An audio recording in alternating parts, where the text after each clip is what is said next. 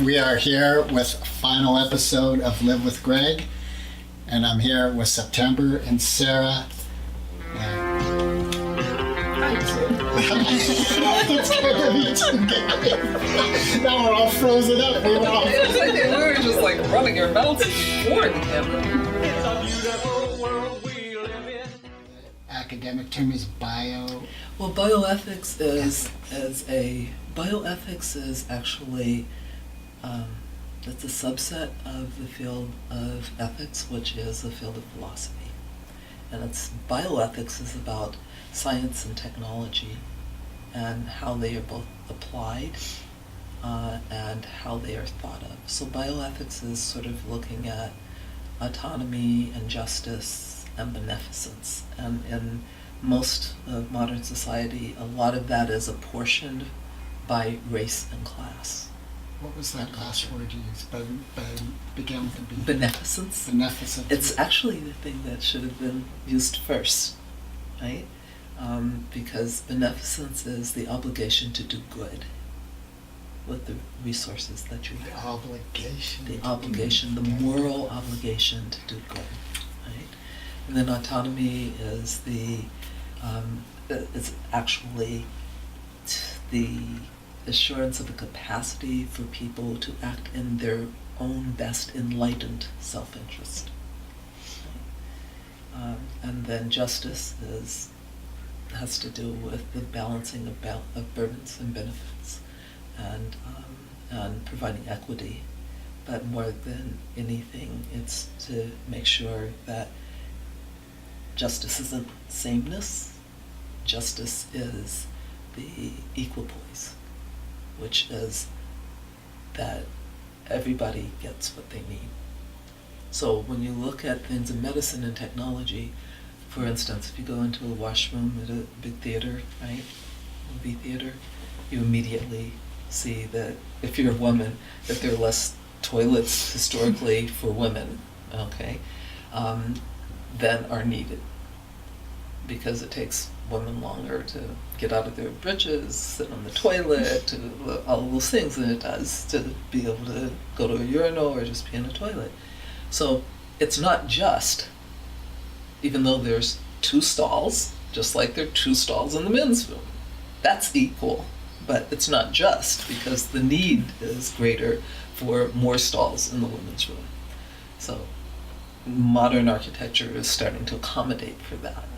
And say, gee, well, we need to have more stalls here, and because the lines are out the door and down the street for women, right? They'll miss the next picture. So equity and equipoise are different, but are part of justice. So.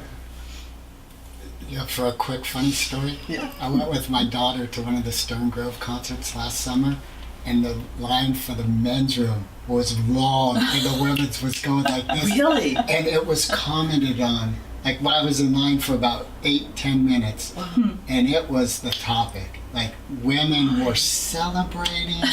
It was, so like what you said, like some. So have they rebuilt the bathrooms? They must have. They must have. Yeah. No, but it's so equity has to do and equipoise have to do with getting people what they need. Yeah. So a lot of my work, whether it's been in medicine or been in academia or in film and in writing, publishing, is all about bioethics. So let me stick a pin in that. That sounds so stupid. But there's a quote from your book that has stuck with me, and I'm not going to get it right. But it was something about if you really love someone, letting them go is cowardness. That's my book. That's your book? Yeah. That's her quote. It's, I can give you I thought it was she can give from it. Stella. No. But there's like it's a subtitle. Oh, it is Chasing Mercury. You're right. It's You're like right. here. So and that So it's important. It's okay. But it's important because she could probably answer this question though. It's because the front part of it is what makes it important. In the time of mercury poisoning, loving someone enough to let them go is for cowards. So mercury poisoning becomes a catch-all for all kinds of toxics and poisons and sicknesses in society. That this idea that when you are at war with all of these phenomena, that you're gonna like play around with, loving somebody enough is, you should let them go. And it's like, no, you should struggle with them. You should get it done, right? And you should love them. And you should not let them go at that point in time. You should figure out how you can deal with the mercury poisoning, or how to deal with the war, how to deal with sort of like, everybody is so exhausted by the political situation in Washington, so let's just check out. And you're interested in it and I'm not, so I'm sorry, I'm gonna go do something else. This is not the time for that, right? When you have a change that needs to be made, that's when love has to pull you together so you can get it done. So that was It's also dramatic structure too, to be technical. Tell me about that. Well, so I was born and raised in the theater, and I think I've seen almost most plays that have been written, and lucky enough to have seen a lot of African plays as well. But tension is natural. If you're a writer, you need to have some fight, and there's been a movement in the last 10 years of in literature, which has been about things resolving themselves very nicely, almost like literature sort of reflects a lot of movies you go to now where there's a happy ending. So can you imagine that September's taken on mercury poisoning and put characters into it? So the quote that you're thinking about now is about how those characters can't disengage, and the reader is forced to stay too. And the reader's forced to stay. And in my work, what I'm interested in, probably coming from the theater, is how characters are embroiled too.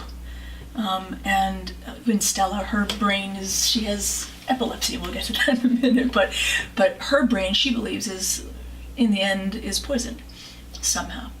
And so the questions about the environment and the questions about our relationships with each other is, do we leave each other when things are kind of crappy? Or there's mercury poisoning, or there's epilepsy. So I think that question of not leaving, the question of loyalty, Right. is really, there's like a tension point in writing and in art right now, which is which is great. It's like, fluff, beautiful, dancing, Right.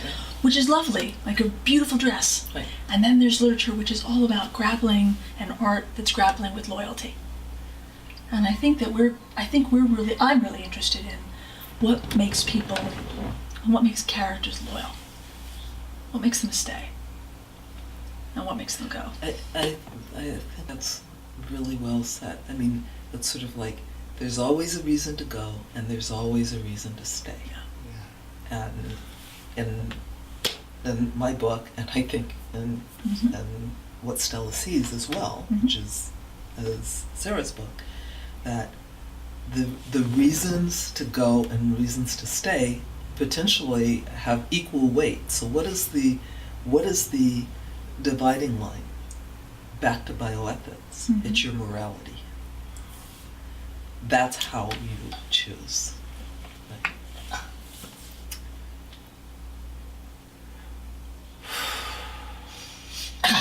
Boy, a lot flooding through. It's rich. We should have warned him. No, but it's like, because morality is subjective, often. So is there a universal morality? So, probably not in the normal sense, but, religion is an odd thing. But there is a point in most religion and in most points in histories where human beings, the common person, the common man, woman, has a certain understanding of the difference between right and wrong. It can be situational. So if a dog came up here and you got up and kicked that dog, we would say that is inhumane and it is immoral for you to do that. I would, okay? If there was a child sitting next to that dog and that dog was lunging at and you got up and kicked the dog, that would not be immoral. So the question is that what is it, the intuition, the moral intuition of human beings that let them know? So if you, in the Catholic Church, you cannot have First Communion until you are age 7.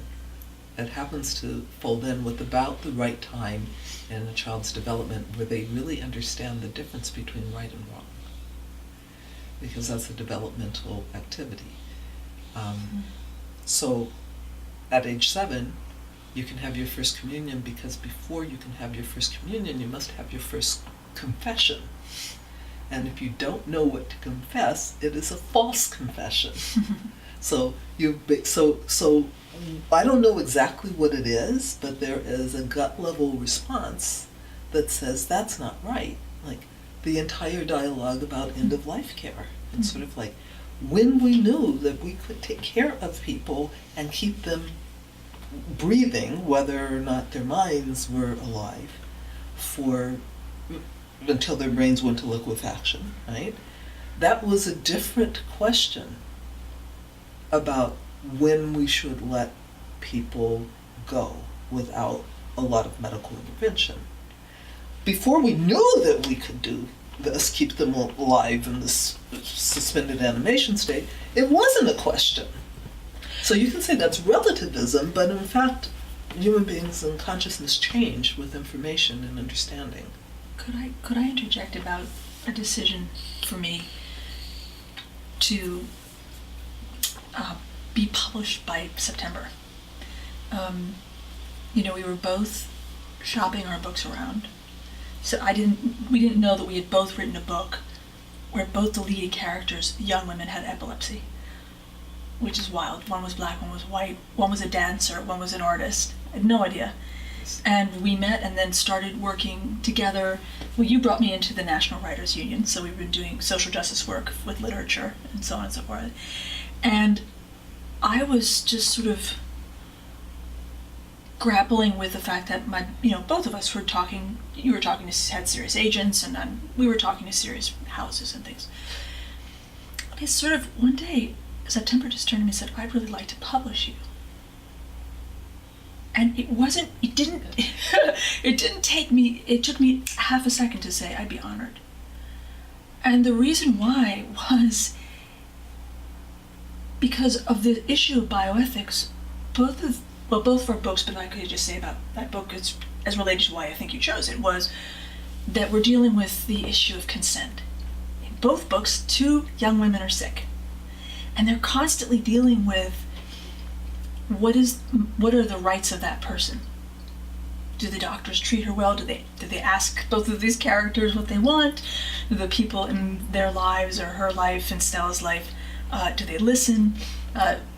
My character, a little more than yours, is run through a whole battery of new tests and new inventions and not really taking in the morality of asking her if she really wants it, because she's young. And so it was it was really one of the reasons. I mean, I don't know if it's why you we chose. had known one another. Yeah. We had known one another, but it wasn't like I didn't know what she was writing. We knew each other from previous stuff. Project, yeah. Right. Yeah. So from my experience, that's a great example of what you have been talking about, of choice and when do you leave and when do you go. Mm-hmm. Because in my experience, there was a spark that started a business. And I imagine there's been some challenge since that initial spark of... Yeah, I mean, it's... Challenges between us, you mean? No, possibly, but No. business, and it could be semantics. It's, when, for one, businesses are hard, and especially publishing, especially in this current age. And when things get hard, relationships get hard, and it could be semantics. Can I speak as the person who's been published? Yes. So for me, it's going to be hard for someone who's coming out of Simon & Schuster, or for someone who's coming out of a specialized publishing house like September's, which I predict will have a ton of books, even if she wants it or not. She's gonna have to hire people to do it. Quite frankly, because there's so many more than so many ones to be published by September. Because when you have a point of view, now granted, Simon & Schuster and the big houses have divisions which have really very specific points of view that are amazing. In this situation, September's put forward that you don't really have bioethics, but the ethics of people and where they come from, what their journey is, books about the journey and their ethics. That for writers like us that are literary writers, this is like a dream. So for me, there has been no problem whatsoever. She may be going crazy, but I'm, you know. It sounds to me like you've really shouldered the business aspect of this and allowed your artists. It was an accident. It was an accident. So I have to say that I started writing Chasing Mercury. I've always been a writer. I worked even in high school and undergrad and all the way through. Part of my income has come from writing. But I wanted to write Chasing Mercury because it was directly related to the signing of the Minamata Convention on Mercury. So a quick review of UN. Okay, so do you remember when the air was so bad in San Francisco and LA that you could not breathe it because there was lead in it and all kinds of other pollutants, like you could not breathe it? Well, I remember growing up in LA and having days we were all inside. Right. So those days. Okay. Well, and then there were conventions put forward by the United Nations working groups to actually decrease the amount of lead in gasoline and lead pollution in the environment, to stop manufacturing paints with what's, and it's taken 30 years to kind of do that. But immediately you began to notice the difference in the air in LA as soon as some of the toxins were taken out of the gasoline. Well, that is a process that happens because of a very organized, dedicated group of people at an international level going through the UN to put together a convention that explores all the science and all of the sociological things, and then gets a bunch of people to sign off on the concept that there should be an international move to stop that bad thing from happening. And then, after the convention gets 50 member nations of the United Nations to agree that they would support political action in their nations to enact the convention, it gets ratified as international law. And then you run around and you try to get people to actually do that, to actually do the things to make the steps, and it's a complicated process. Well, around mercury poisoning, first mercury poisoning was discovered to really be set between 1956 and 1960. In Minamata, Japan, we knew what was causing this disease. In Canada, it took them a bit longer to admit that it was going on, but finally, eventually after years, they did that.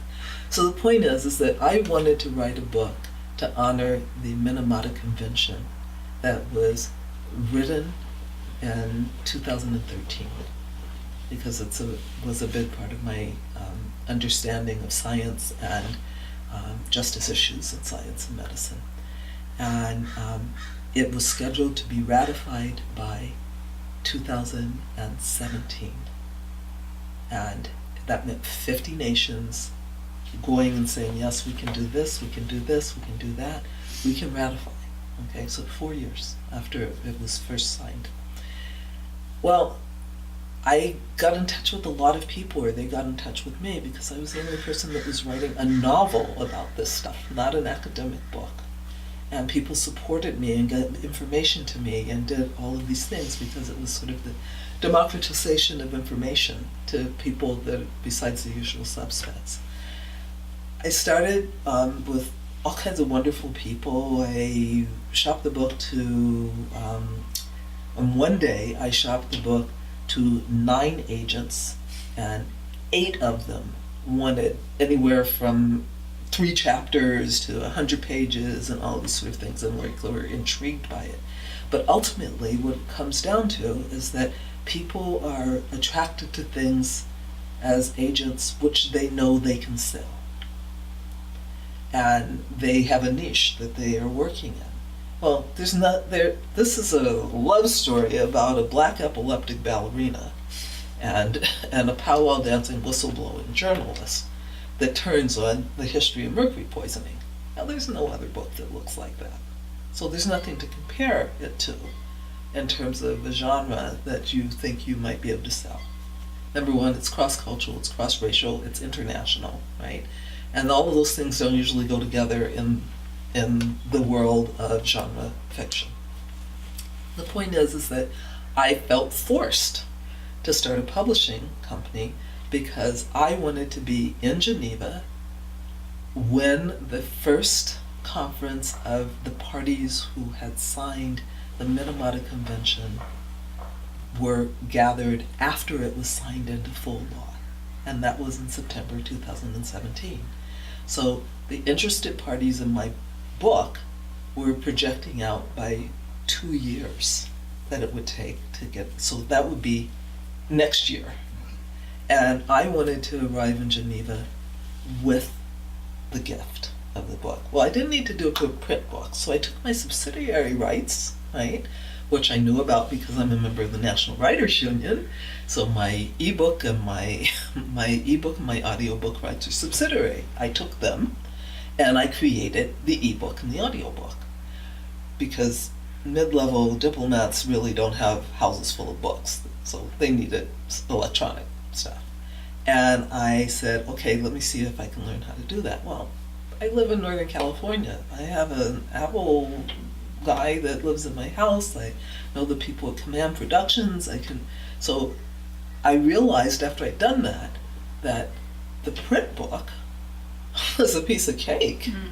I mean, that was the hard part. The ebooks are the hardest thing in the world, right?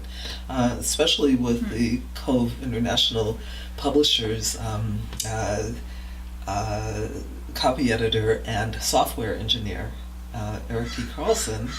I mean, he's created a complete template for this book, for What Stella Sees. He chose to have it have its own unique look that didn't come off of some boilerplate. So the point of all of this is that, so here I was with the capacity to publish the print book. So I contacted publishers and friends and I said, gee, like, should I do this? Like, what do I have to do to make this real? And the answer was, walk down to the kindness seat, fill out a piece of paper, and give them $35 and have it announced in the local newspaper for 4 weeks in a row, right? And it's a publishing house. It's amazing the places that have started that way. And there's a history of this. I mean, the history of writers starting in prints, particularly not so much here in America, but in Europe, is ancient. I mean, it's even, and especially women writers that would find ways to. I mean, people know about Gertrude Stein in Paris because she would hold a salon and take this role that September has, which is identifying artists and bringing them together. She don't think she had an imprint, did she? She may have had one. I think she had don't one. think she had an imprint. But she would have now. She's running the world now. But if I might just sort of just say something just hit me while you were talking was that how I got to the work. We both have come to our books now, as I think about it, is that of the issue of the emergency of health. So from September's perspective, it was getting to Geneva, and quite frankly, how extraordinary that is, that that's even the motivating factor is to have information that can get to people in a different format is quite amazing. I was some years ago having these seizure-like episodes, which made me interested in what a seizure was. I wasn't having an actual biological seizure, that would not be true, but I was having these seizure-like anxiety episodes. And I got really interested while being in them, what it might be like if I could describe it for someone else. And I think one of the reasons why in my book this character is taken from place to place. They're trying to fix her. Is she really broken though? I mean, the question is, they're just trying to fix her, and she ends up in France, okay? She's not even in France, they're not so far away either, now that I think of it. But I think that what made me feel comfortable as an author coming in with a book that I've been working on for some years, I think now is that you were a doctor. Because if I got sick again,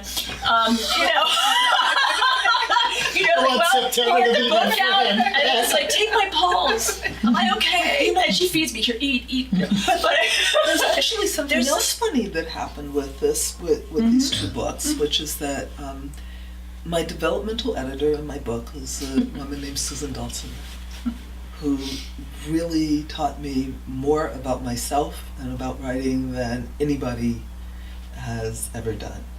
And I literally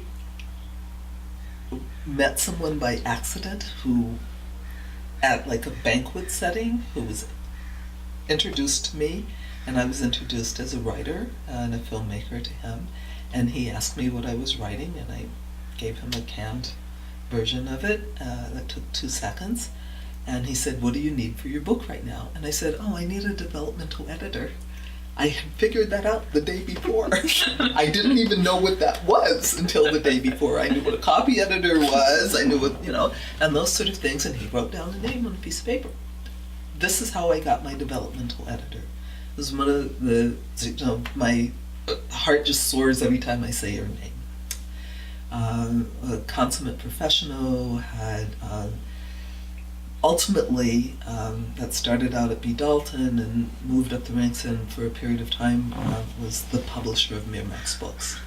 The reason I say that is that when I asked her what her job had been at Miramax, because she's been retired for a number of years, she said, "I was the publisher of Miramax Books."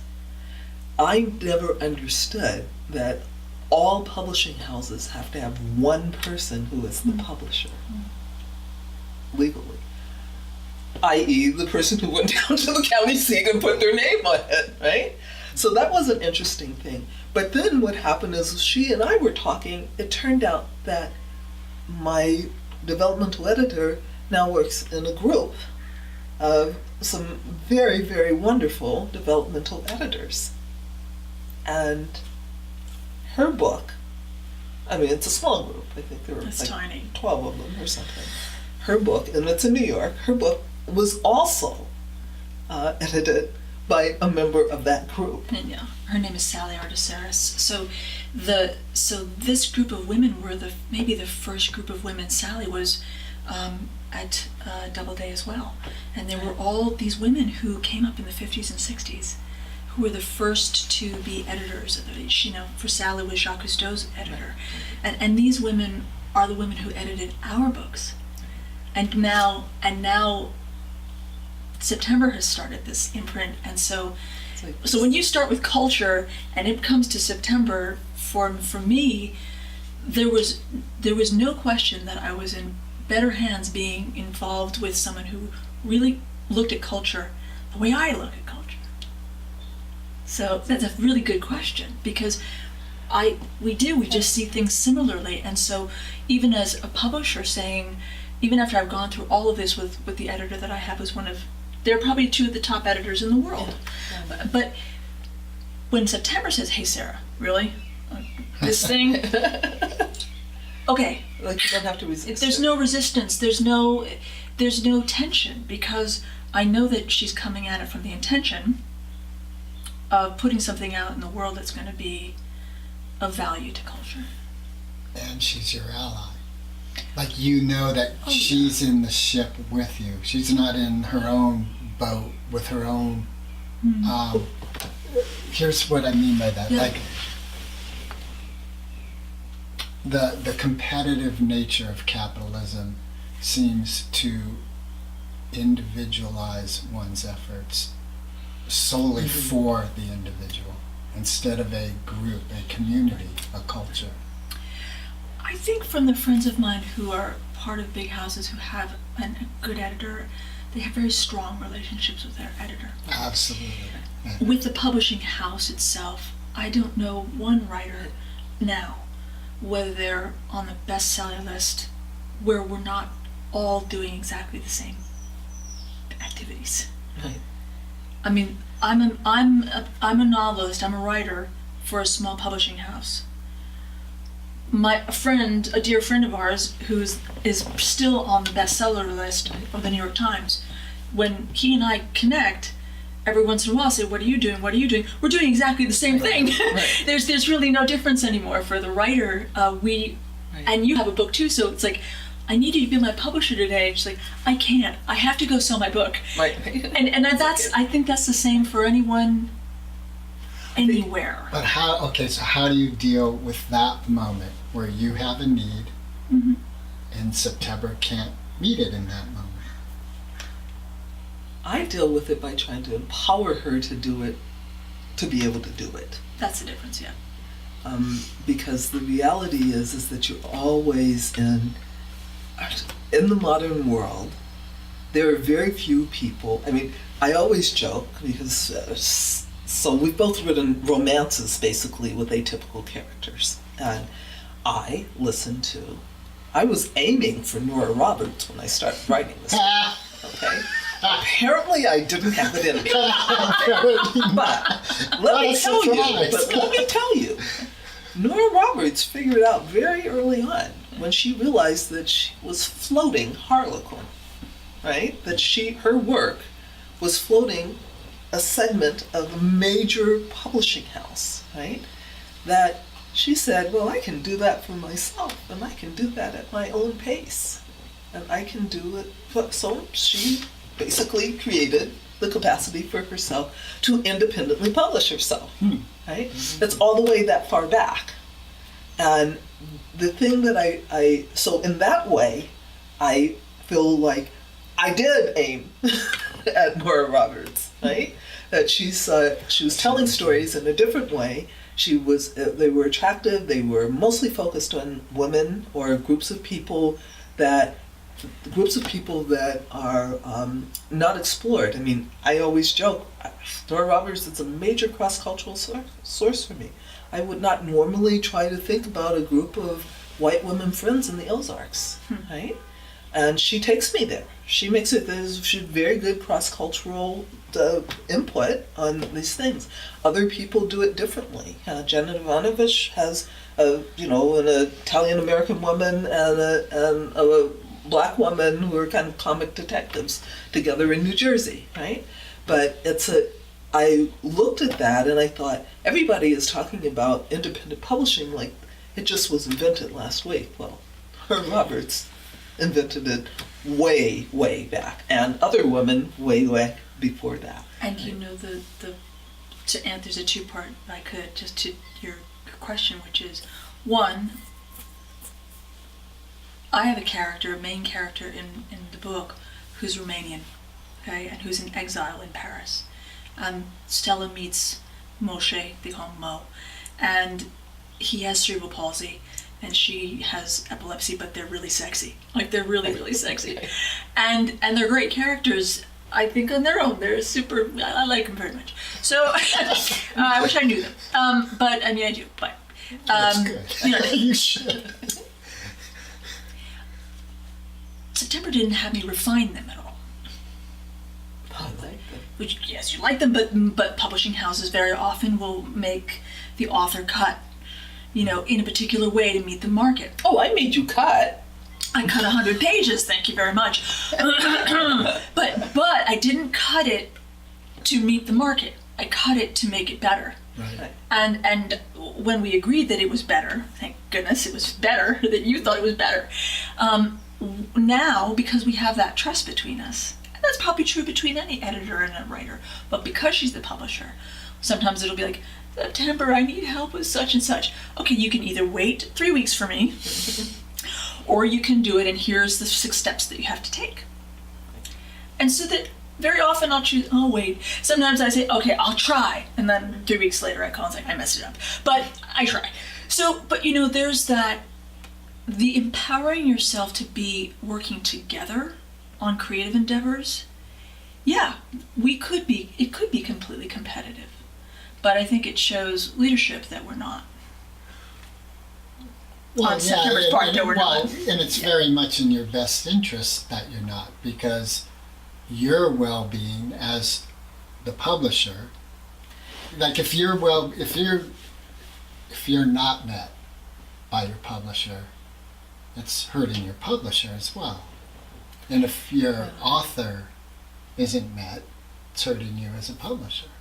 But it's actually at another level, I think, with us, is that, so I have written a book about 2 atypical heroes.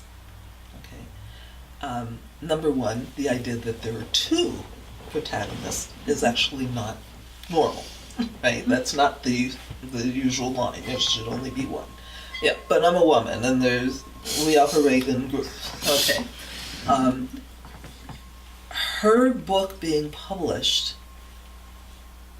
means that it's another world, not the same world, but another world with okay, I don't know, if you look around in the other room, you'll find a lot of books that deal with alternative universes, because this is stuff that I've learned from my adult son over the years.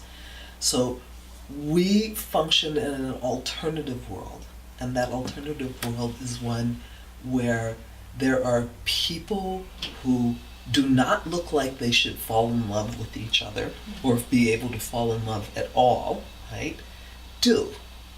It's an alternate universe to the universe that says everybody has to look perfect and beautiful. Her book being published makes my book normalized, and vice versa. So this is back to the bioethics, right? It's sort of like this, the more that we see of these more complex characters, the more that we see women portrayed in ways that are different than mainstream writing does, the better off my book's going to be, my daughter's going to be, her son's going to be, because we have these things. So for me, it's not about as a publisher, it's not about as a writer, it's about the world that I get to make because we're writing and we're publishing. Otherwise, I'd be doing something else. Yeah, I get that. Makes sense. Yeah. And there are male writers who've been able to, Salman Rushdie, and forgive me, I'm blanking on the name of the book. It's one of my favorite books, but I can't remember.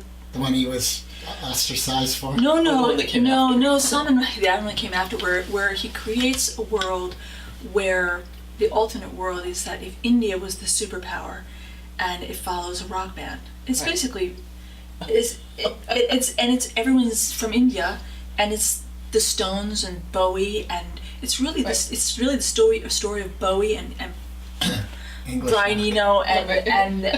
and Bono, Right. but they're Indian, and the whole world is turned inside out. That was a huge hit, and it's a beautiful, beautiful book, but it's about one person, Right. about the rock star. Right. So I think that's a really excellent point, that women now, when we talk about our books, when people are started reading our books, they're like, I've never read anything like this. It's like one of the number one things that are said in the reviews of our books. And I think that's fantastic. Like, bingo, we did it, I really don't care what they say after they say, I've never read anything like this, Right. because it You achieved have something. a protagonist in Yeah. your book that has, number one, he's writing a letter to himself in the future. He's reading a letter from himself from the past, right? And when I knew that I wanted to be in on this book, right, was when I read the line that I escaped with my family from Romania in a truck full of shit. Seriously, a truck full of shit. That was like, okay, this is like, it's beautiful. It's visual, but it's simultaneously metaphorical, and it's all of these sort of things. And this is the male protagonist of this story, right? And it's because it was during the period of time when, in Romania, if you had any form of difference when you were born, that you were euthanized. And he had severe cerebral palsy, right? But it's a very, very amazing handling of a whole lot of very serious topics. How could I not fall in love with it? Yeah. Amen. Very serious bioethics. I feel like we're at a fork in the road. I don't know which way to go with this. All right. We'll go the difficult way. So. Are we ready? Hey, I'm up. No, here's what I mean. So, like, one of my friends has Huntington's disease. Are you familiar with Yeah, you are. It's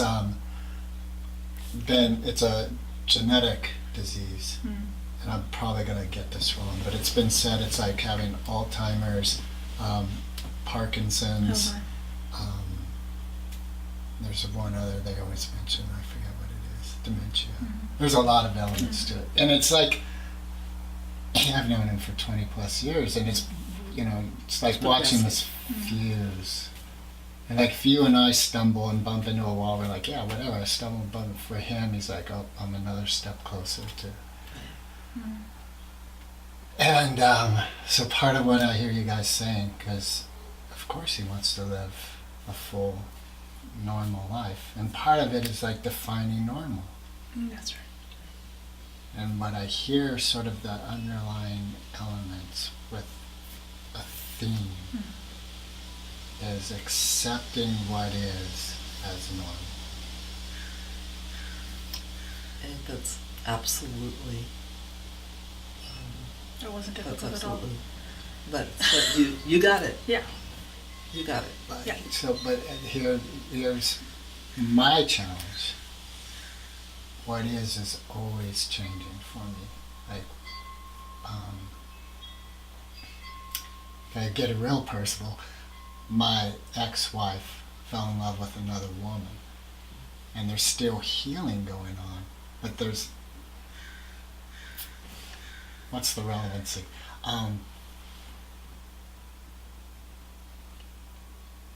Like talking about morals and all this stuff, I know from her perspective she made the right move. A lot of times from my perspective I feel jilted, and in that pain is disharmony. That's where my anger comes up and all this. So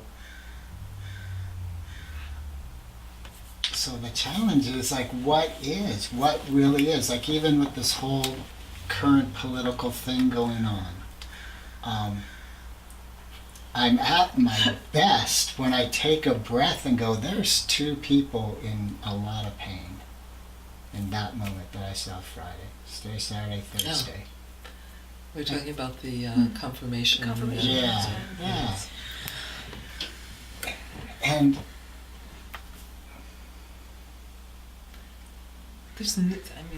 I think back to bioethics. Okay, bioethics is a professional field, but it is also an organized way of reasoning about ethical problems and moral problems, because it all comes at you in 5 or 6 different directions, right? But it also weights the reasoning, so everything always starts with beneficence. Is this going to do good or do harm? Right? Is the confirmation hearing going to result in good or harm? Is it going to do that? And then if it passes that first level, then the next level is, so in the situation of how you approach what has happened with your wife, right? And the next level is what do you really understand about all this stuff? The autonomous understanding of what's going on. Can you make a decision? Can your own understanding be enhanced to the point where you can make a decision about what the next action should be? And then, if you get through that, then the next question is about the justice stuff, okay? What is the equal, there's more people in this story than you and her. There's kids, and there's all these things. It's sort of like, how is everybody going to get what they need to grow and develop? Because morality is inherently a thing which expands to make things be good. Similarly with the confirmation hearings that are going on, it's sort of like, that's the complicated piece, is what is the obligation to do good with the appointment of a Supreme Court justice? Never mind all the politics, but what's the obligation to do good? Okay, so like we have an individual who's the leader, who my personal belief is that man will never nominate anyone who I think, I'm glad they're a judicial Supreme Court person.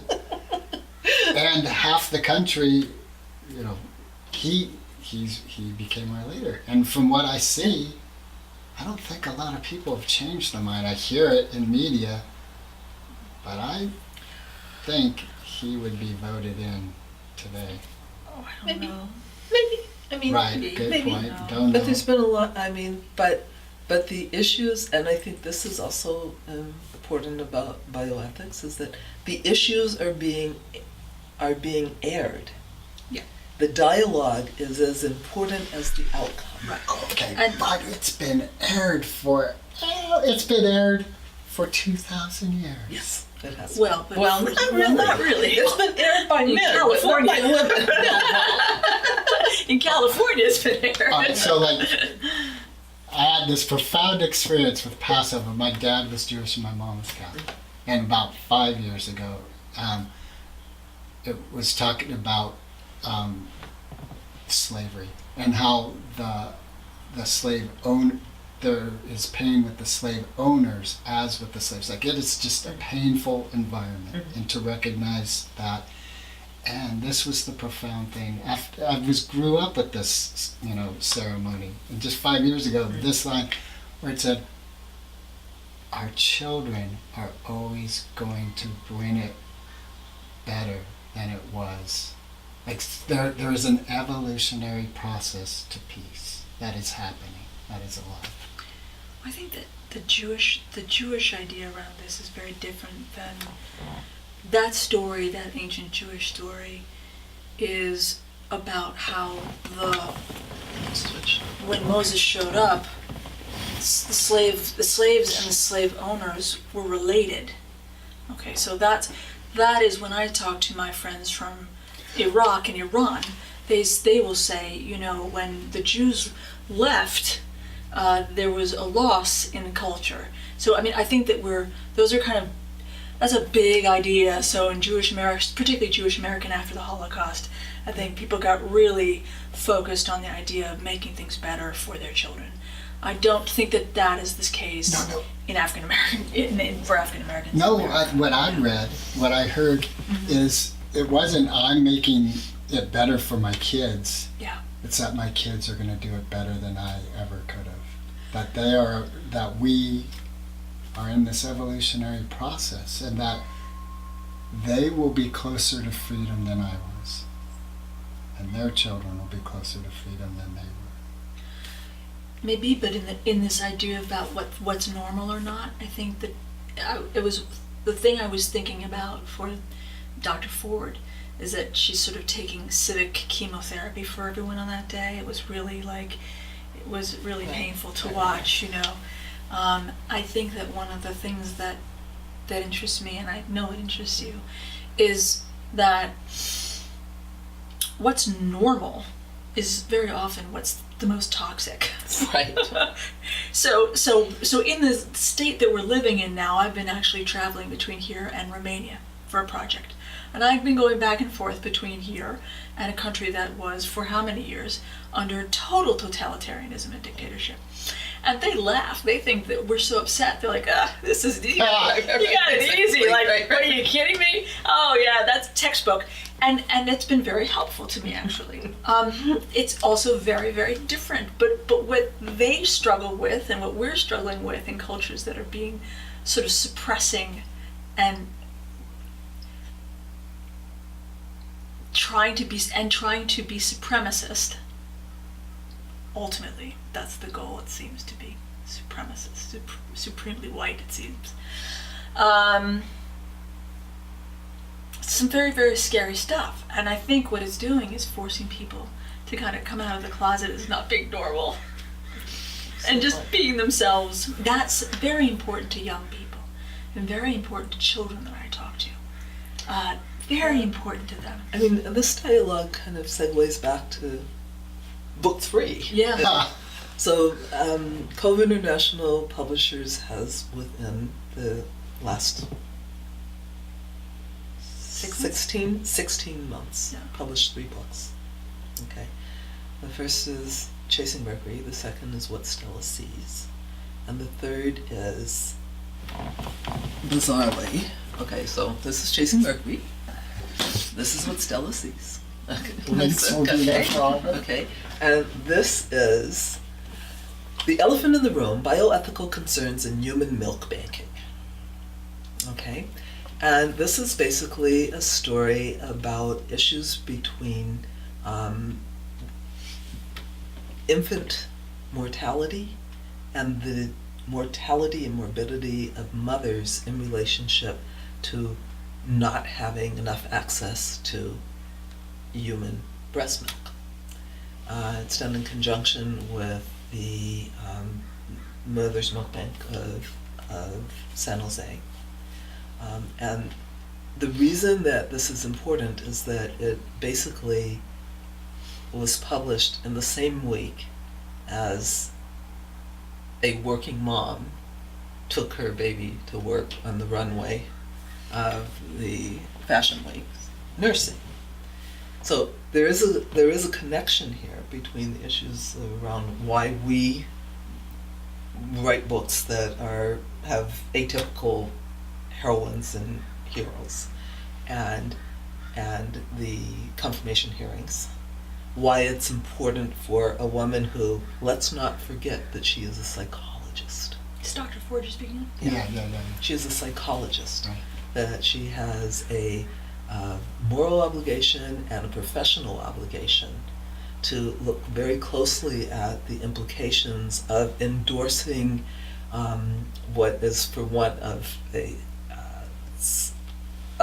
stronger terminology, the frat boy attitude that is kind of pervasive in the evolution of power structures of men in the United States and the rest of the world. Like, these things, you turn a blind eye to things that are done when people were young. Because they're normal. Because this is normal. So it's, for me, as a clinician, I look at it, and I think psychologists, whether or not they are clinical, are trained from a clinical view. If you see a child pulling the wings off of a dragonfly, that is very different than swatting a fly that is around you. That is no empathy for that creature. Right. If you see that same child at 10, okay, strangling a cat, you call that person a sociopath, and you watch them very, very carefully, right?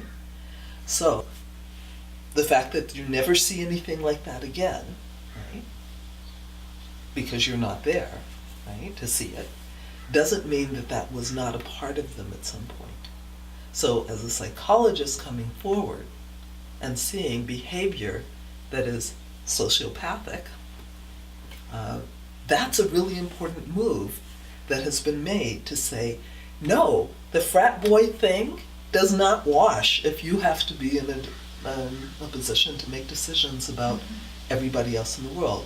You blew it with Clarence Thomas, and she's not a lawyer, right? But she has also a professional responsibility that says that someone who does this on a campus to a woman. At this point in time, it's not like all of the people who are assaulting women on campuses right now are actually being arrested, convicted, going to jail. There's programs at every major campus in the United States that deal with sexual harassment and sexual abuse right now. Right? They're constructed programs to teach women how to physically defend themselves, right, under these circumstances. At the same time, it's sort of like, well, you can't blame somebody for doing that back then. It was a different time, a different standard. But psychologically, it's the same kind of narcissism then as now that makes a person do that. That's at the core of it. All right, but I have faith that we evolve. Yes. And as one of your examples, I remember as a kid pulling the wings off flies, because then I'd throw them in the spider webs and they wouldn't fly away. And I was fascinated with those tunnel spiders. But now, did you move on to strangle a cat? No. That's the point. But that's what I mean. Like, I definitely have stepstones that if my life stopped at that point and I was judged by that, Right. that'd be horrific. Right. God willing, I've evolved. Right. Right. But you didn't move on to strangle a cat. So the question is that the nominee, I certainly hope, didn't move on to strangle a cat, right? But that would actually require talking to someone and interacting with someone who might have direct knowledge about whether or not they had moved on and seen him strangle a cat. That's the difference. And I think it's absolutely horrible. This whole thing is horrible. But the dialogue around it, right? Honestly, I wish the press would just get out of it, right? What do you mean? The press, I mean, the 24-hour news cycle and the hype and the this, that, and the other thing, okay? I mean, I would rather read the proceedings after they were over than have the commentary that is going on about this, about the questioning, about the hearings, about all of these things. Because the commentary is, when you read something, that's what I love about reading. You put the voice in your head that you want to hear. You do not have to accept the voice that is reading it to you. You don't have to accept the actor's voice.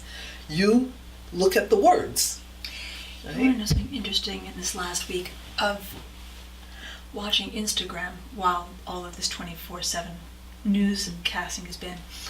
And there are people and organizations or businesses on Instagram which just show beautiful pictures of books in interesting places or bookstores. It's kind of called book porn. It's like, and it is, and I am the first one to click follow, stacks of books this way, and then the room is white and the room is green, and you're like, so it's like, it's like Keanu Reeves, Idris Elba, give me a book.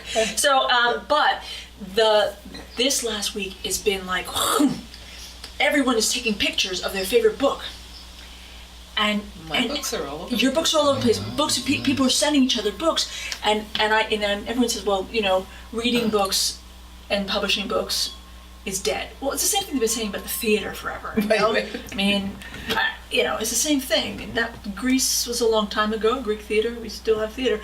So I am encouraged that what I see is people being some people, and particularly young people that I know, I'm lucky to have a young tween, is their interest in language, the interest in storytelling, the interest in understanding that everyone's got a story, this idea that people have a right to have a story, a right to have a voice. I think that's going to be a good evolutionary movement, forward. The evolutionary biologists are probably looking at this with great curiosity and saying, what is this tectonic shift in culture and in the world? How are people changing? And it is interesting to see that people are interested in a story. I think we do evolve. Yeah. I think we do evolve, and what I think having children and raising children and interacting with young people is one of the quick pathways to evolution. Mhm. Whether they're yours or your kids' friends or wherever you can find them. And one of the ways of doing that is books, children's books, having books around that do those things. And I think that's part of it, even though I had training in film, I review films as a part of my major writing activities. And those things, I do believe that there is a core thing about books. They stay with you. I have books in my possession that I had 30 years ago and 40 years ago. Not all of them, thank goodness, but you know, that sort of thing. But I think that there is something, you know, when the library at Timbuktu burned, I cried. Because there is something about not just what was written, but who wrote it, why, what they said, how they were revised, the very core beginning stuff. It's different to read Shakespeare and to read what somebody has said about Shakespeare, you know. So there is this, that was what made it attractive to me at this point in my life, to spend more of my time writing and telling stories that were related to the culture and the family that I grew up in. And I think that this whole thing with books comes back. I was amazed when my daughter started graduate school at Northwestern. She told me a story which I didn't know was being done, which was that the you know, they do some physical activities and they have people line up and you know, and they ask them, take 2 steps forward if you live in a house, if you grew up in a household that had more than 10 books in it. And they started looking at socioeconomic level in relationship to books. Well, my daughter comes from a family where both of her parents are doctors, her grandparents are all college educated or higher and these sort of things. And you know, we've slimmed down, but there are probably 1,000 books in this house, right? Over this time. But I never knew that the number of books actually reflected a socioeconomic and cultural level of understanding for college students. It seems like it should be intuitive, but I never knew that it was measured. Like your ability to be around and exposed to books from a very young age, right? And it's not like if you have 40 books, right? You very likely are not going to end up in college when you grow up. Okay.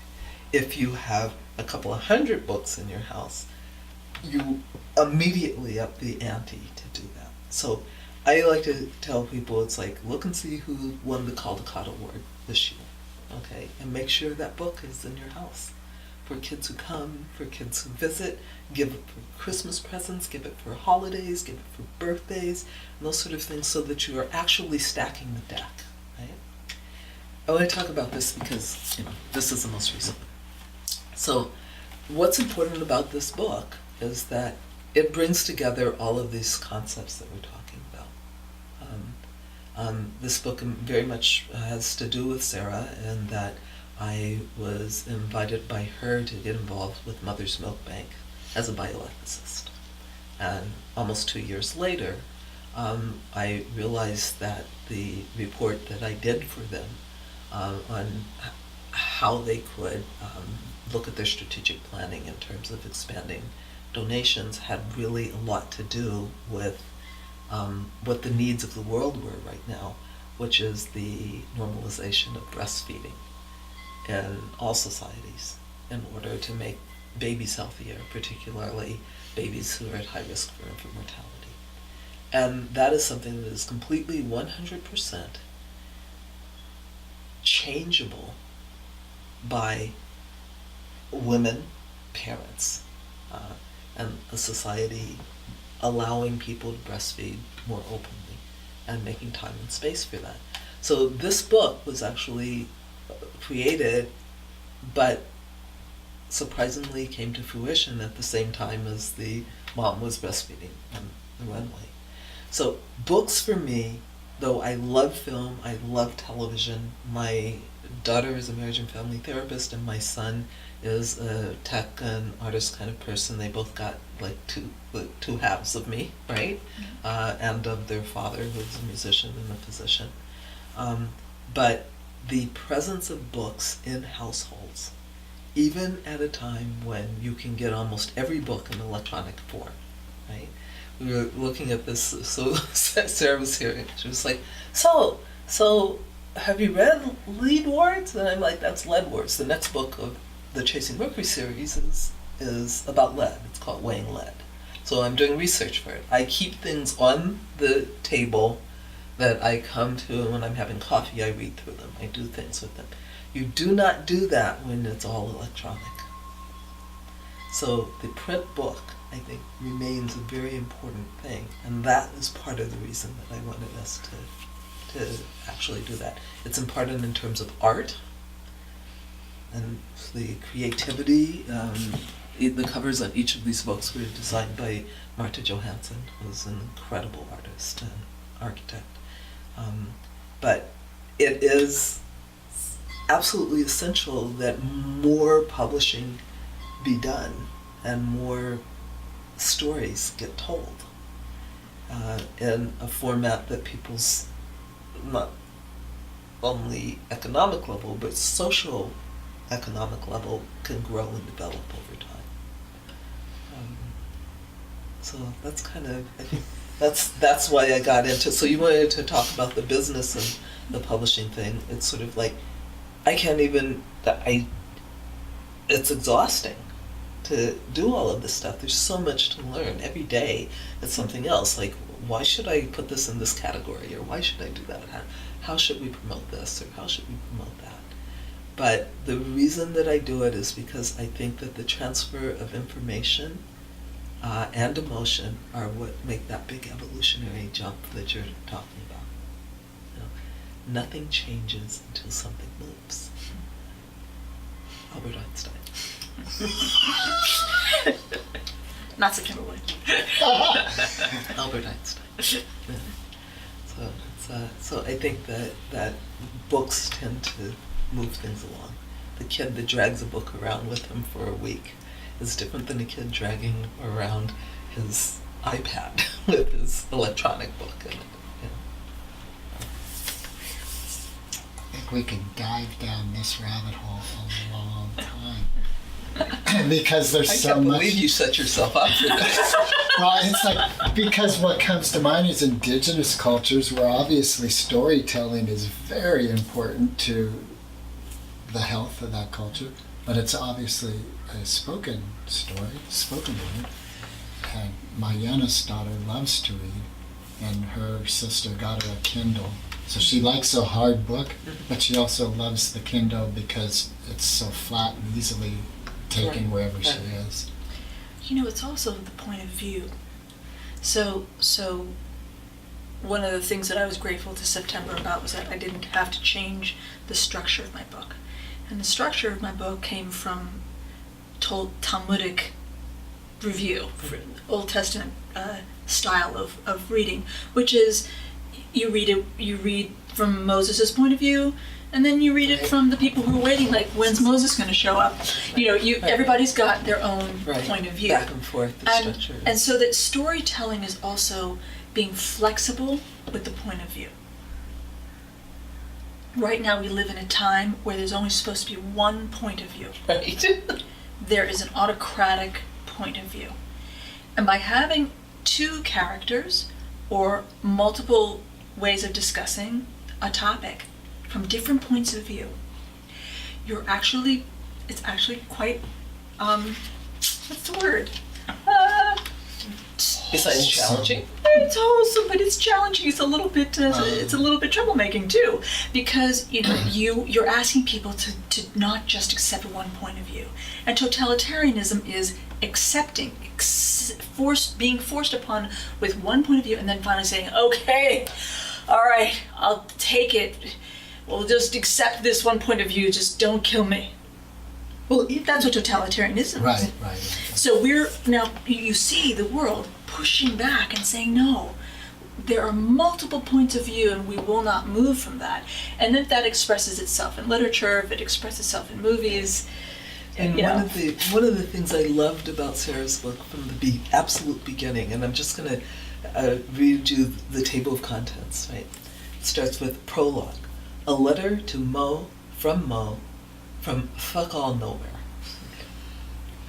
And then the second part of the prologue is seizures from Stella for Stella, from some place below the sea. Okay. And then the book is divided not into chapters after that, but into waves. Wave 1, wave 2, wave 3, wave 4, and an epilogue. In wave 1, for instance, okay, where Stella starts, medical establishment, Stella, Michael, and Rachel. Lillian, Andrea, Michael, and Stella, the conference table, which is a lot of medical kind of things, and in transit. Now, many tables of contents do not deliver on the promise that they make, but this book does deliver on that. All of those points of view are present in wave 1. So it's not just the voice of Moish telling the story about what's going on. It's the voice of all of these different inputs going on. That is not a typical novel structure that a commercial house is going to be interested in. Because what if they don't want to hear about what Andrea has to say or what Lillian has like? Well, they don't want to see the book from that point of view. You want them to lock into only one character. That is an inherently, for want of a better word, masculine or historically hierarchical way of looking at what's important. This is the exact opposite. This is about a communal 360 of the story. So I think at its best, if when you look at the things that women bring to the table of history, it's that point of view. It's that salon that people sit in. And this book structuralized that. And I fell in love with it by the structure before anything else. That brought up a question. Do you think that, based on what you just said, women are more at ease in what I would view as conflict? But it's really for the feminine, and this is obviously a generalization, but like I may witness an argument between you two, and I would be uncomfortable. It would be hard for me. I'd be challenged, all that. For you two, there's a benign element. Because they're women? Or because Right, because of what you just said about the predominantly male hierarchy established of a singular view that's going to win out. Well, the idea that there's an expert view, right? I mean, I think this is part of my bias against it because of medicine as well. The idea that there's any one person in a team that is the expert on that person who is sick. It's not. I need the 360 on that too, in order to know what that person might need next. Somebody's going to look at how their mind's working. Someone's going to look at how they respond to nursing care. Occupational therapists are the most important people in the world, as far as I'm concerned, and physical therapists, because they are getting this feedback sort of thing. But in terms of publishing, okay, this is not a typical way to publish a novel. To the instinct, and trust me, I tried to restructure the contents and reread. I did it by hand. I said, okay, what if we call this chapter 1 and this chapter 2 and this chapter 3? And then I realized what I was doing was trying to fit, I didn't tell her I tried this, to try to fit this into a normal structure. Because before I handed it to Eric P. Carlson, right, I was playing around with inserting it into templates and seeing how it would look. And I said, work? what, am I crazy, right? But it's because of exactly what you said. It was operating off of a different cultural base, which happened to be the Talmudic base, of how to tell a story from multiple views, right? Now, Talmudic culture is not particularly known as being a feminist culture, or, but the point is it's not just the hierarchical view that comes with sort of modern cultures and modern societies. I think, and also to your question about are women more likely, if I understood this question, are women more likely to be comfortable with conflict? Is that what you were saying? Yeah, in essence. Well, it really depends on which cultures you're talking about. I'm from New York, and when I moved here, being direct and being angry was, it's not so cool. I'm from New York, and I think that my friends are, a lot of them from New York or black, because I know that someone's going to be like, "You're full. What the hell are you talking about? That's the stupidest thing I ever heard." Oh, really? Okay. That we will have those conversations. Right. What, That's not gonna work. what? That's crazy. Really? You think so?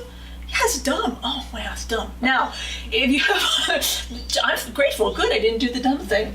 But in other cultures where you come from, especially in the United States, that would be the rudest thing possible for a woman to say to another woman, "That's a stupid idea." I mean, that would end in tears.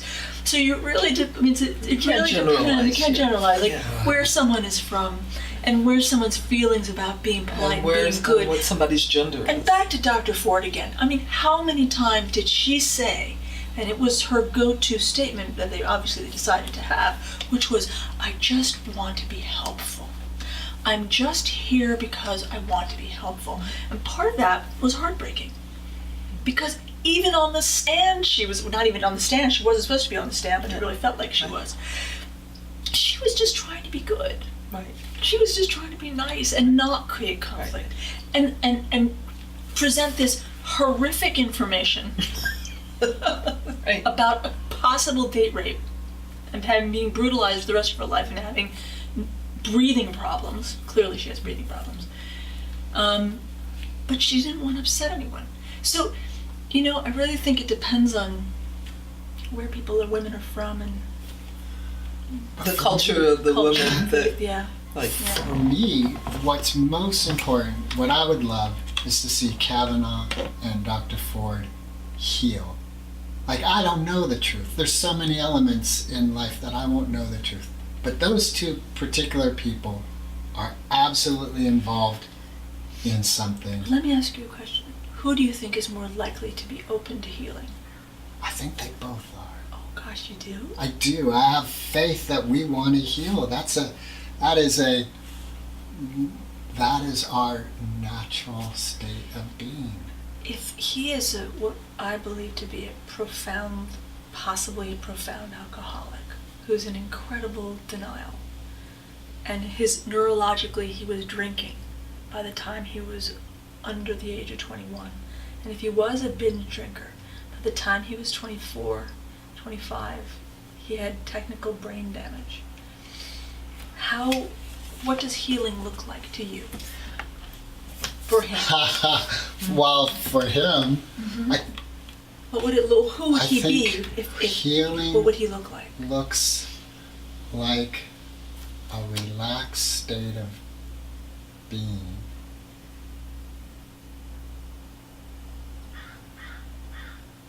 Can you visualize him relaxed? Of what you saw? Absolutely. I can visualize Trump relaxed. There's one photo.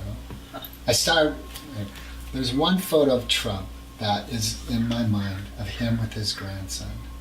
And the photo is beautiful. It's a grandfather and a grandson.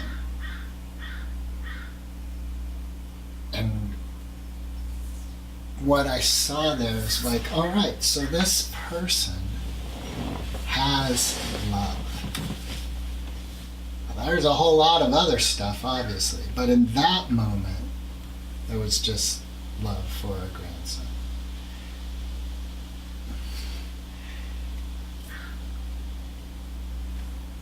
The best example I can think of is I heard that Thich Nhat Hanh came into prominence when at as a teenager, he wrote a poem about these pirates raping this young girl.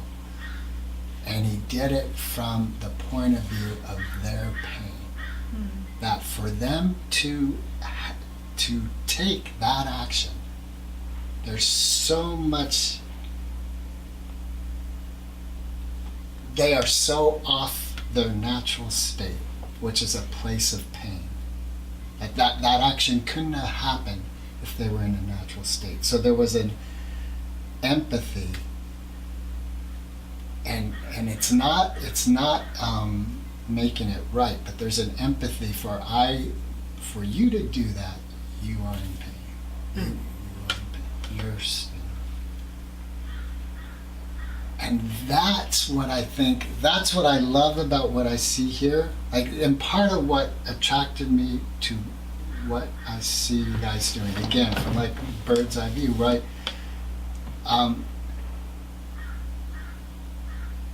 In women's studies, I find that these kind of dialogues that we're having happen. Like I remember when I first read Bell Hooks, and I was like, "Fuck! Finally, this is like some." My whole life I've been looking for this, and I experienced later on in women's studies like some chaos. You know, that human element where it's just off. It's just like, wow, that's just. And I think it's so easy to forget that the monsters in our life are human too. I don't ever forget that they're human. I think, well, first of all, I hear what you're saying, I mean, and you had me with bell hooks. But, wow, that was like, check. Okay, let's keep talking. So, bell hooks, changes a lot of lives because it's the truth, from another point of view. The French word is sacred monsters, okay? Monstre sac. So,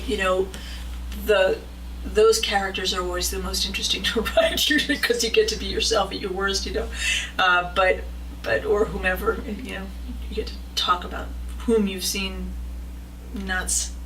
But I think that,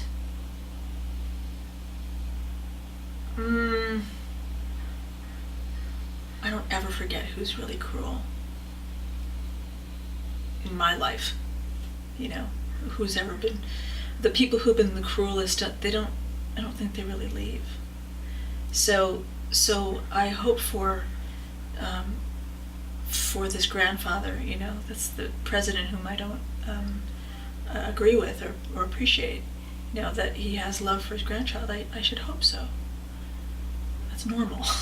In the good normal. But that's part of what I mean, in the good normal. But that's the good normal. That's like, hopefully he has some semblance of concern and care, unless he's a total narcissist and just likes the kid because the kid looks like him. I mean, that's sometimes the case. But do all people have the capacity to heal? At this current time in history, I think that's really the question, isn't it? Okay, my personal answer is yes. Everyone absolutely has the capacity to heal, because I believe we are created, and the divinity and sacredness which created us created it with love and peace. And that's our natural being, and everything else is our own personal mistake. So maybe the question is more not about the capacity to heal, but the ability to actualize that capacity. Which goes back to what you were saying earlier about being I conscious. believe that the Supreme Court nominee has the capacity to heal and to help Dr. Ford heal, right? But does he actually have the ability to actualize that capacity? It could be the most important thing in this man's life for him to heal from that which he knows was wrong, assuming that he knows that it was wrong. And I think that that's where the age difference comes in. I think that the age that he is, the fact that he has a daughter, right? The fact that these things that he knows that whether admit it or not, many of his interactions with young women and girls have been wrong over time. That's what that anger was about. Right. Yeah. That he would be seen at this time in his life as someone who did those kinds of things, despite the fact that he very likely did those kinds of things because this is the campus nature, even now, that is being fought against, is the frat boys, the jocks, the this, that thing. But all of them have a component where either the women have to man up to protect themselves from that stuff, Literally. right, literally, or they are that is the culture that is on the campus. So he knows he doesn't want his daughter there, and he doesn't want to be participant in that happening for his daughter or his granddaughter in the future, right? But does he have the capacity to actually actualize the healing that needs to be done? I mean, this whole thing could have gone a completely different way, right? Yesterday, he could have said, "I don't remember having done that. If that happened, I am profoundly ashamed, and I apologize to you." Yeah. He could have said that, Could but the have said- politicians would not have let him do so if he wanted to. And Trump. No, Trump would not have let him do so if he wanted to. There is not much that on any side of this argument would have said that that man could admit that he was wrong, that could make an apology, that could hear out the person that he had harmed. I mean, that's what a court of law is, that you have to, listen to. This is more in the line of victim reconciliation movements that are happening around the world. That is a progressive judicial action, right? To have people face their accusers, right? And then to come to some resolution that does not just simply destroy. Now, that is someone that you might want to be a Supreme Court justice, Yeah, okay? that's a- That is the evolution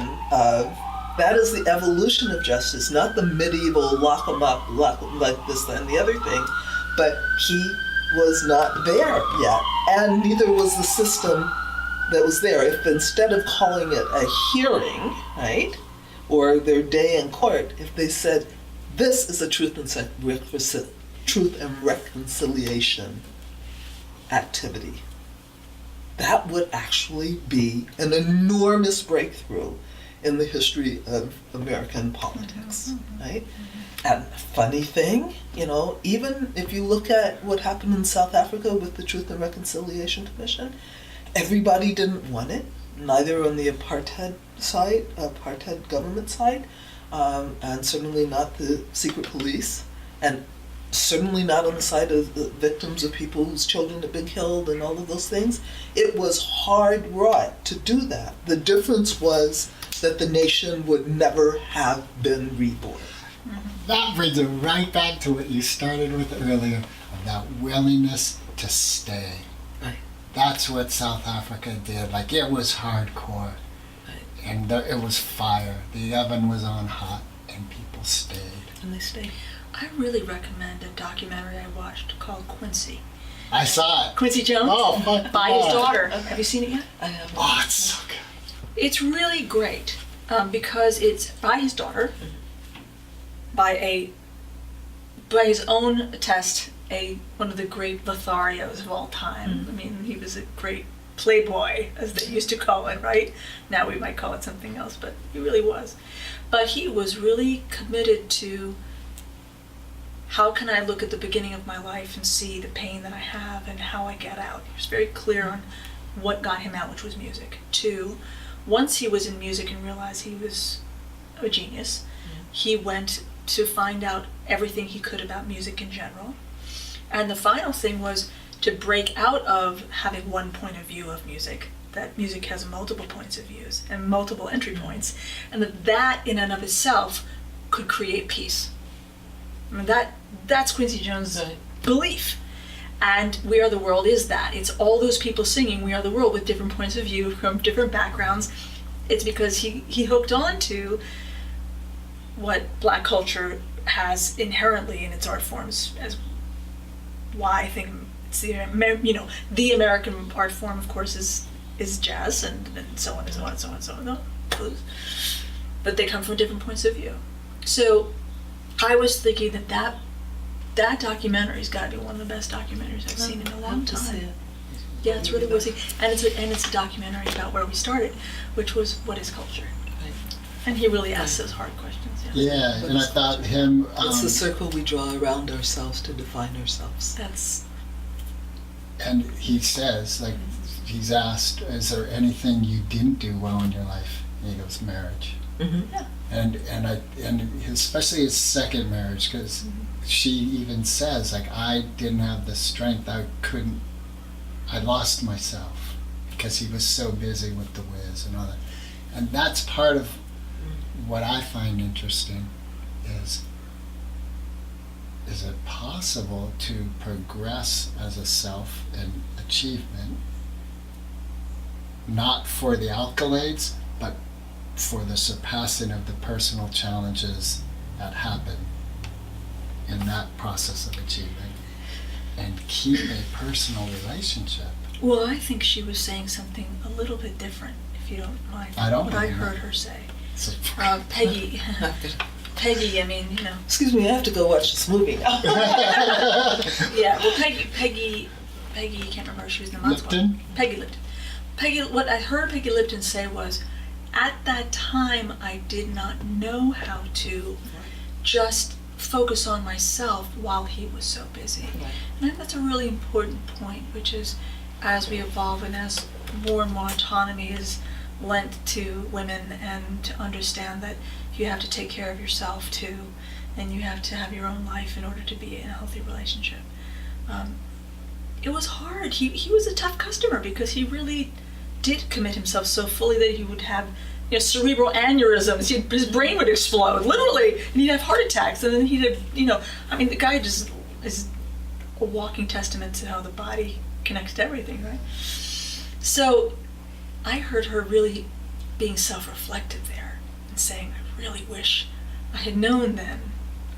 And that's the truth for, I think, the generational thing that's happening too.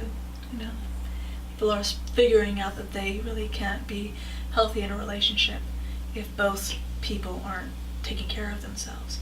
But that's why I asked that question of what does a Kavanaugh or a Trump look like, happy and whole? And it's interesting that you say relaxed.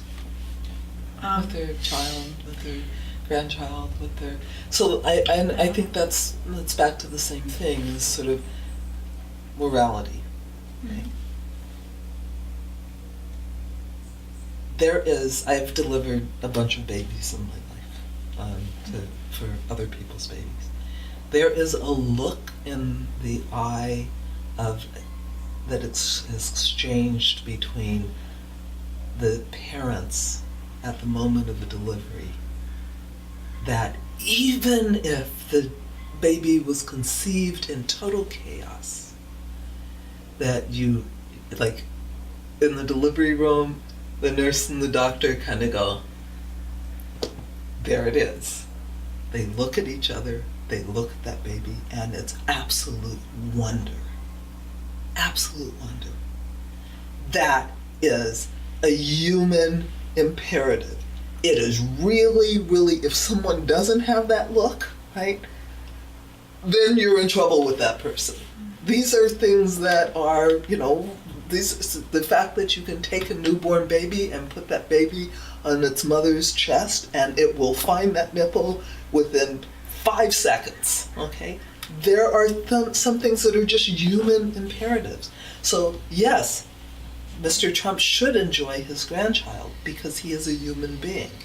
There are other aspects where that sort of morality has to do with being human, right? That core stuff that makes you human and humane, right, is there. And somehow there is a structure in, the modern society and even in old society that was competitive, that was this, that, and the other, that can sublimate that by using things that are of less value than those emotions that you see when someone sees their grandchild or their child, right? And pretending like they are more valuable. So that, but finding that core, that morality is that core thing, Do you remember Ben Casey? Are you old enough to remember that TV show? Yeah. Okay. So Ben Casey would start out. It was the first medical TV show, track based, right? Right. Well, he wore a white. So he was an intern, and this was in the 50s and early 60s, and he had a mentor who was named Dr. Zorba, and the beginning of the show always started with Dr. Zorba going to a chalkboard, and he would put sex as man, the symbol for man, the symbol for woman, the star as the symbol for child or life, right? And then infinity. And he would say that as he was doing it, man, woman, life, infinity, right? And those are these core things that have to do with human beings. The infinity comes from the generations, right? Morality is all bound up in those simple concepts. That's it. It's like man, woman, child, or creation, and then infinity, which is death. Then there's a little thing in between that I left out, which is death. Death and then infinity, right? So that's what, that's what, you can put all the structures you want to on it, but when it comes down to it, the lack of empathy for other people, right, that seems to be reflected in some political structures, which is basically what's happened with these confirmation hearings, right? That lack of empathy is riddled with things that are just related to human-made structures of politics. You have to get past those human-made structures of politics to get back to morality, right? The idea that a group of people are going to sit in a room and behave like gladiators with one on one side and one on the other side is essentially an inhuman act. It's not humane, it's not human, right? But it is the structure of the political structure that's going on there. At any point in time, it could have been, but I'm sure that if this man had wanted to, he would not have been allowed to jump that fence. I cannot believe that at that moment in time, when all of that was going on, that he went to the script. I do not believe that he wrote the script. Yes, I agree. Okay? I don't believe that. He may not have had the wisdom to apologize.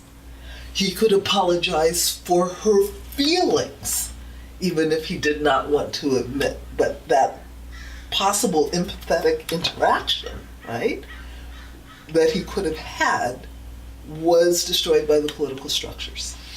Right? So we'll never know if he had that in him. So the conflict that he had, I would like to think that the conflict was because he knew that there was nothing that he could do with this except play the party line, because if he wanted to be a Supreme Court justice, he could not have made a mistake when he was 17 years old.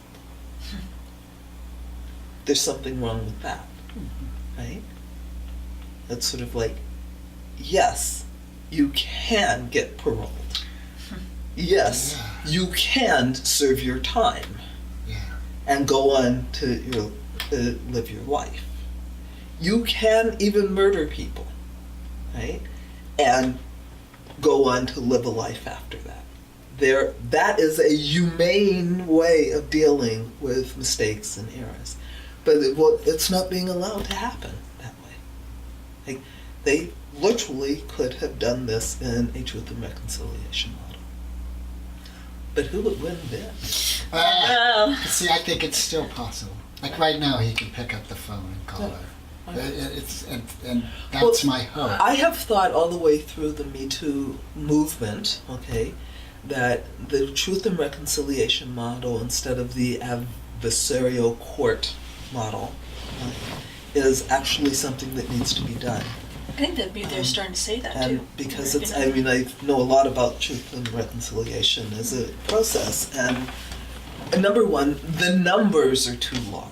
Mm-hmm. When you talk about the activities around the World Court, or the activities that have to do with identifying major atrocities, the numbers are too large to figure out how to prosecute each person.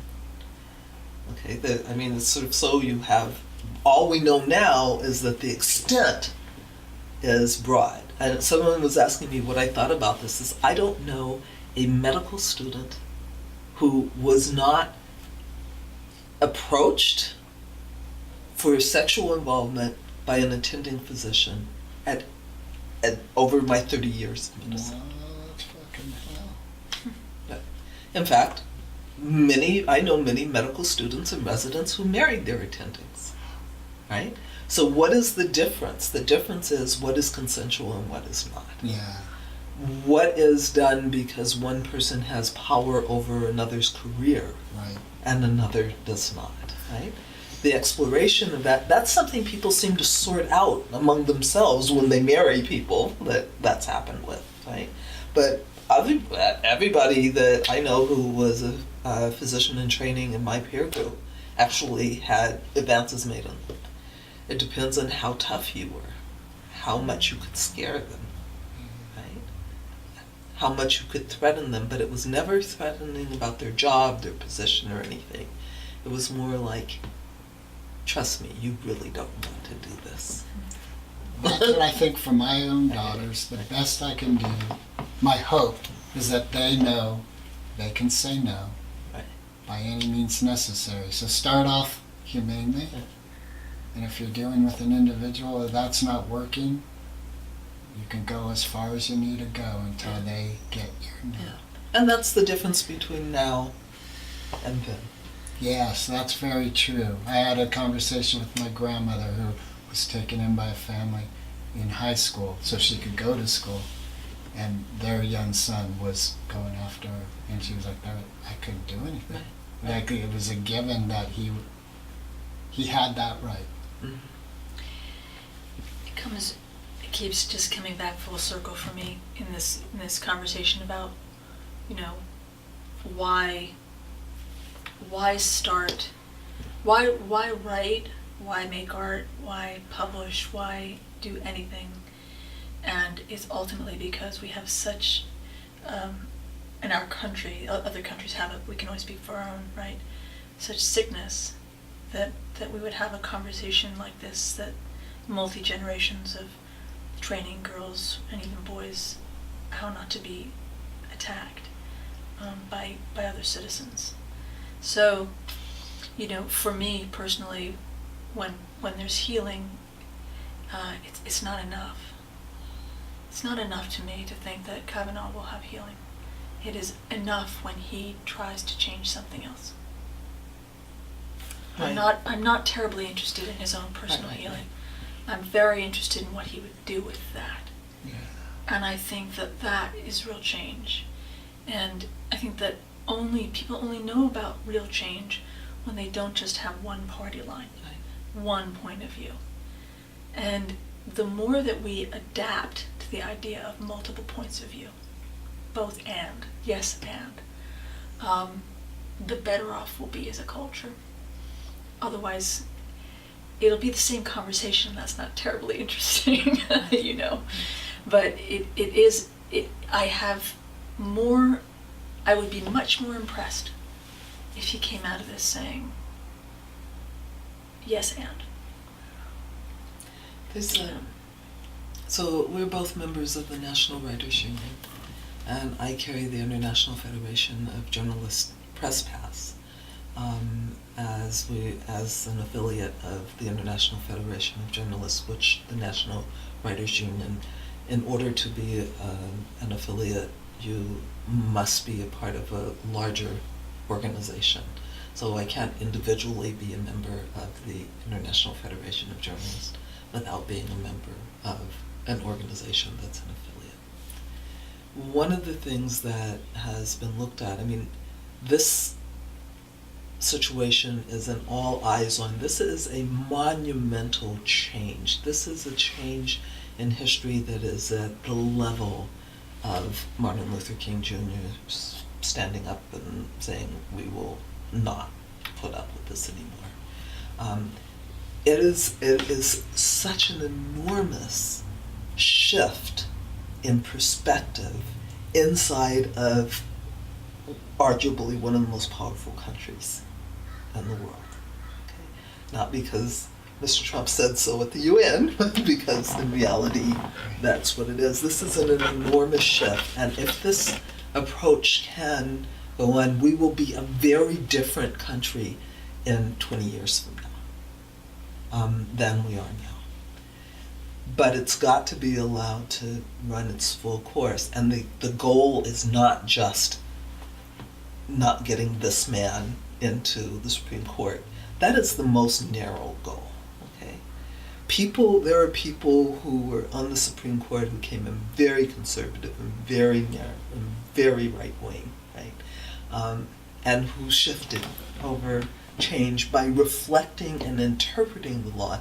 That is the difference between a Supreme Court justice and a justice in another thing. It's the interpretation of the law that you get to make changes with. So I was thinking recently about the fact that there was a movie called Loving out last year. Do you remember 2 years ago? Oh, yeah. Okay, Loving. And me with all of my, attempt to understand everything that's related to how we are all divided, I did not realize that it was in 1968, when I was well into my adolescence, right, that the anti-miscegenation laws were struck down in this country. The legal inability to marry between the races still existed until 1968. Yeah. The legal, Right. right. Now, as a leftover function of things that happened with the amendments that were made to the Constitution at the time of the Emancipation Proclamation, it is those amendments that struck down the 1968. They were also that amendment that made it possible for gay people to be married. It is the most often used thing to allow people the liberty that is actually guaranteed in the Declaration of Human Rights. To people of age can marry those who they choose, right? So these kinds of things, these are very gradual, but we're talking about something that happened in 1968 that was 100 years after the Emancipation Proclamation, right? And almost another 70 years before gay marriage was allowed. So there are all of these things. It's very slow processes. It's another reason why books are important. Because I can tell a story in Chasing Mercury that begins just before World War II, right? And ends in the first part of the story actually ends in 1975, but there are two books that follow, right? I can tell that story, right? Because I can write that story. All I have to do is be able to write it. And eventually we'll get it read. But writing it is so important because it can never be found. If what I learned from my grandparents and my grandmother learned from her grandmother doesn't get recorded somewhere. So that's why we do what we do. It's a beautiful world for you. It's a beautiful world, not me. It's a beautiful world.